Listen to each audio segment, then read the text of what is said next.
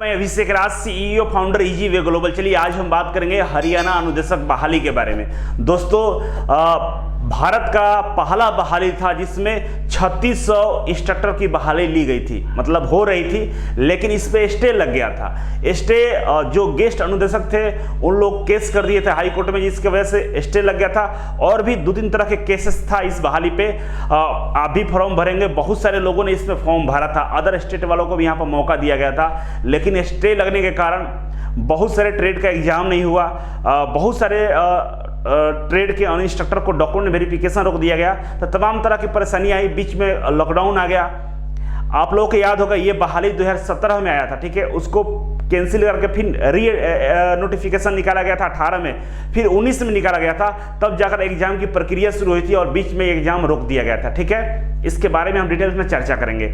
इसके बाद हम चर्चा करेंगे यूपी अनुदेशक बहाली को लेकर जो चर्चाएं हो रही है, उस पर भी हम 2 शब्द बोलना चाहेंगे लास्ट में।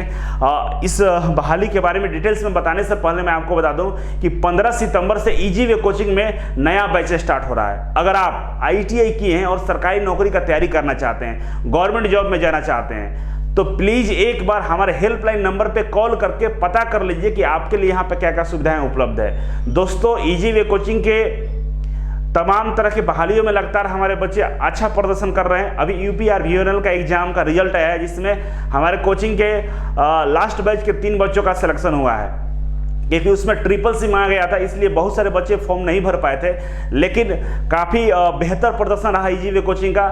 बहुत 5 या 6 बच्चे ने फॉर्म अप्लाई किया है, जिसमें से 3 बच्चों का सिलेक्शन हो गया है। तो काफ़ी अच्छा है। अगर आप चाहते हैं तैयारी करना, सरकारी नौकरी लेना, तो आप इजी वे कोचिंग के हेल्पलाइन नंबर पर कॉल करके पता कर लीजिए, क्योंकि 15 सितंबर से नया बैच आ रहा है। ठीक है, अब हम बात करेंगे इस केस के बारे में। High court of Punjab and Haryana, case number यही है, यहाँ पर दिख रहा होगा आपको, ये केस नंबर है और इसी के रिगार्डिंग फैसला आने वाला था। देखिए इस पे तमाम तरह के 2-3 केसेस था, लेकिन अभी फिलहाल जो केस है उसके बारे में हम चर्चा करते हैं। एक का हायरिंग 9 सितंबर का हो रहा था, लेकिन उसका डेट एक्सटेंड करके 20 हो गया।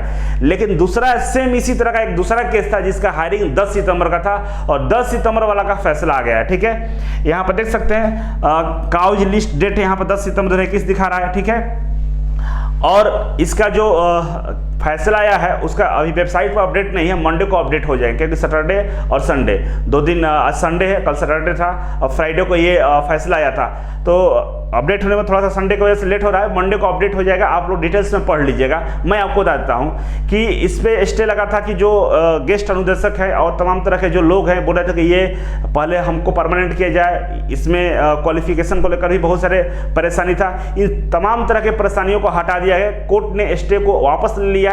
अब क्या होगा कि जितने लोग फॉर्म भरे थे, जिनका एग्जाम नहीं होता उनका एग्जाम होगा, जिन लोगों ने फॉर्म भरा था, एग्जाम दिया था, उनका रिजल्ट आएगा, जिन लोगों का डॉक्यूमेंट वेरिफिकेशन रुका हुआ था उनका डॉक्यूमेंट वेरिफिकेशन होगा, जिन लोगों का डॉक्यूमेंट वेरिफिकेशन हो गया था उनका रिजल्ट आएगा, फाइनल मेरिट लिस्ट आएगा।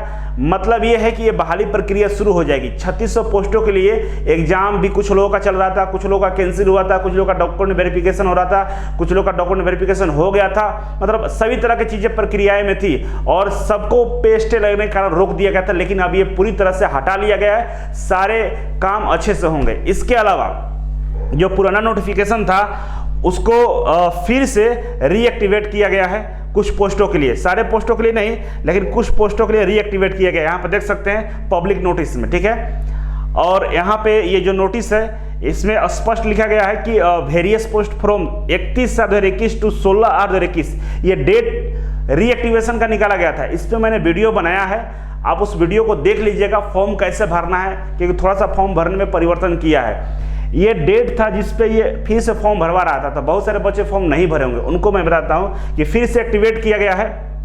और ये जो एक्टिवेशन है, आपको यहाँ पर डेट फिर से मैं बताता हूँ कब से कब तक फॉर्म को आप भर सकते हैं। यहाँ देखिए, आप जो फॉर्म एक्सटेंडेड अप टू 16/9/2021, मतलब 16 सितंबर 2021 टिल 11/59 तक। ठीक है, the last date for deposit of fee also extended up to 20/9/2021, मतलब 16 सितंबर तक मौका, अभी 5-6 दिन आपके पास है। अगर आप अपना पोस्ट चेक कर लीजिएगा, अगर आप इसमें एलिजिबल हैं तो आप फॉर्म को अप्लाई कर दीजिएगा दोबारा से। वही हरियाणा अनुदेशक बहाली का ही ये नोटिस है। ठीक है, और तैयारी में लग जाइए, क्योंकि काफ़ी अच्छी बहाली है और इसमें सभी लोगों को मौका दिया गया था। इसमें CITS अनिवार्य नहीं था वैसे, लेकिन हो सकता है आपको नौकरी मिल जाए। काफ़ी बेहद इजी एग्जाम होता है, मैंने भी एग्जाम दिया था, मेरा भी सिलेक्शन इसमें व्हाट्सएप कैलकुलेशन और ड्राइंग पोस्ट पे हो गया है। ठीक है, डॉक्यूमेंट वेरिफिकेशन बचा हुआ है, उसके बाद फिर से रिजल्ट आएगा, तो देखिए आगे क्या होता है। ठीक है, अब हम बात करेंगे उत्तर प्रदेश अनुदेशक बहाली को लेकर। ठीक है, इसमें बहुत सारे लोग व्यवधान उत्पन्न कर रहे हैं। देखिए, जो लोग PAT एग्जाम दे चुके हैं, बहुत थोड़े से लोग हैं, उनको लग रहा है कि मेरा नौकरी हो गया है, लेकिन ऐसा नहीं है। वो लोग गलत विचारधारा, गलत तरह की चीज़ें सोचकर खुश हो रहे हैं। वो क्षणिक खुशी है कि किसी का ट्वीट देखकर खुश हो जा रहे हैं, कोई बोल दे रहा है तो खुश हो जा रहे हैं, लेकिन देश ऐसे नहीं चलता है, देश संविधान से चलता है। ठीक है, संविधान का इन द सेंस ये कि जो विभागीय नियमावली होती है उसी को फॉलो किया जाता है। मान लीजिए एक बार कि आपने PAT हो सकता है पास कर लिए, लेकिन जो विभागीय नियमावली है उसमें आपको 10% ही CITS का वेटेज दिया जा रहा है, 10% नंबर जोड़ा जा रहा है, जबकि उसको बढ़वा देने पे सबको फायदा होगा। जो नॉन CITS वाले लोग हैं वो लोग पीछे हो जाएंगे हम लोगों से। दूसरा फायदा ये है कि CCC मांगा जा रहा है। हो सकता है आपका क्वालिफिकेशन में CCC ना हो, तो फिर आप भी वहाँ पर फॉर्म नहीं भर पाइएगा। तो तमाम तरह की छोटी छोटी बहुत सारी उसमें त्रुटियां हैं, उसको सुधरवाया जाए। पेट के चक्र में मत पड़िए। ठीक है, पेट तो आपका आप दिए हैं तो लग रहा है कि बहाली आ जाएगी, ऐसी कुछ नहीं होने वाला है। बिहार में तो इलेक्शन से 1 महीना पहले मंत्री जी आकर बोल दिए थे कि अगले दिन से फॉर्म भरा जाएगा, मतलब 10 से 15 दिन बाद फॉर्म भरे जाएंगे अनुदेशक बहाली का, लेकिन अभी तक नहीं हुआ है। सरकार भी बन गया, 1 साल होने वाला है सरकार को, फिर भी बहाली नहीं आई है। तो आप किसी के ट्वीट को देखकर भ्रम में मत रहिए। वो जो ट्वीट किया गया है, चाहे जो भी चीज़ें हो रही है, वो प्रेजेंट के सिचुएशन को देखकर कहा जा रहा है, जबकि वास्तविकता यही है कि आपका जो विभागीय नियमावली है अभी पेंडिंग है, उसको राज्यपाल से अनुमोदन नहीं मिला है, गवर्नमेंट उसे पास नहीं किया, अप्रूव नहीं किए। तो पहला तो वहाँ फंसा हुआ है मामला, उसको अप्रूव होने में हो सकता है नवंबर बीत जाए, कुछ भी नहीं कर सकते हैं। इसके बाद अप्रूवल के बाद ये UPSSC के पास जाएगा, UPSSC उसमें देखेगा कि उसके अनुकूल है कि नहीं। अगर उसके अनुकूल नहीं है तो हो सकता है वो फिर से रिक्वेस्ट करे वापस भेजने का, सुधार करने का। तो तमाम तरह की अड़चने हैं अभी। कोई भी ट्वीट कर रहा है तो अपने हिसाब से, अपने विवेक से आप वो ट्वीट कर रहे हैं, जो भी अधिकारी हैं, लेकिन उसे आप अगर बहाली मान रहे हैं कि बहाली आने वाला है, आ गया है, तो मैं तो 100% सहमत नहीं हूँ। क्योंकि मेरे बिहार में तो मंत्री जी, बड़े बड़े लोग आके बोल दे रहे थे, पेपर में एडवर्टाइजमेंट निकला हुआ था, एडवर्टाइजमेंट नहीं तो मतलब न्यूज निकला हुआ था कि भाई बहाली आ रही है, अगले महीने फॉर्म भर दीजिएगा। तो हड़बड़ाना नहीं है, 1 महीना लेट हो जाएगा, थोड़ा सा लेट से आएगा, लेकिन हम लोगों के अनुकूल होना चाहिए, प्रॉपर होना चाहिए। पता चला कि फॉर्म आया, अधिकतर लोग फॉर्म नहीं भर पाए, तो क्या फायदा होगा। इसमें कुछ लोग बिहार UP बना रहे हैं, बिहार के लोग बोल, अरे बिहार UP कुछ नहीं होता है, पूरा देश अपना है। हम नहीं चाहते, हम भी फॉर्म नहीं भरेंगे, हमको कोई जरूरत नहीं है। ठीक है, लेकिन जो CITS के हित में नहीं है, जो CITS के अनुकूल नहीं है, उस पर तो आवाज़ उठाना ही पड़ेगा। क्योंकि फिर अगर हम भी इसी फील्ड में आवाज़ नहीं उठाएंगे तो कौन आवाज़ उठाएगा।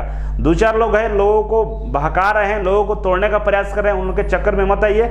आप अपना देखिए कि आपके अनुकूल वो बहाली है कि नहीं है, विभागीय नियमावली आपके अनुकूल है कि नहीं है। UPSSC पर मैंने वीडियो बनाया था और आगे भी हम वीडियो बनाएंगे। 15 सितंबर को सभी लोग UP में इकट्ठे हो रहे हैं।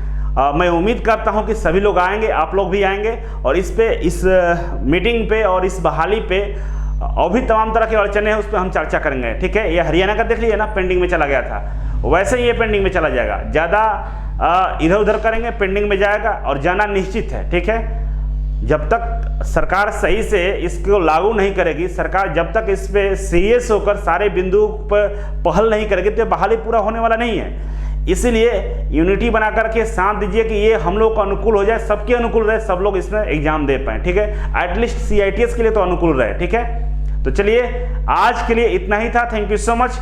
फिर मिलते हैं आपसे एक नए वीडियो और एक नई जानकारी के साथ। तब तक के लिए नमस्कार।